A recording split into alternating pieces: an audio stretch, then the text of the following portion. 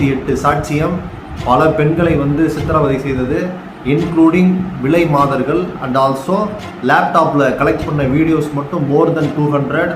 இப்படி பல விதமாக கேஸ் வந்து போச்சு. இவங்க வந்து தப்பிவிடக்கூடாது என்பதற்காக எதிர்கட்சிகளும் சரி, நிறைய இயக்கங்களும் சரி பயங்கரமாக வந்து போராட்டம் வந்து நடத்தினாங்க. அந்த நேரத்தில் இவங்களை வந்து காப்பாற்றுறது வந்து ஏடிஎம்கே தான். ஸோ அதனால் வந்து இந்த கேஸை வந்து ரொம்ப கேர்ஃபுல்லாக வந்து டீல் பண்ணணும் அப்படின்னு சொல்லிட்டு ஏகப்பட்ட பிரச்சனைகள். அதில் கூட வந்து ஒரு அதிமுக நிர்வாகி ஒருத்தர் வந்து இருப்பான்.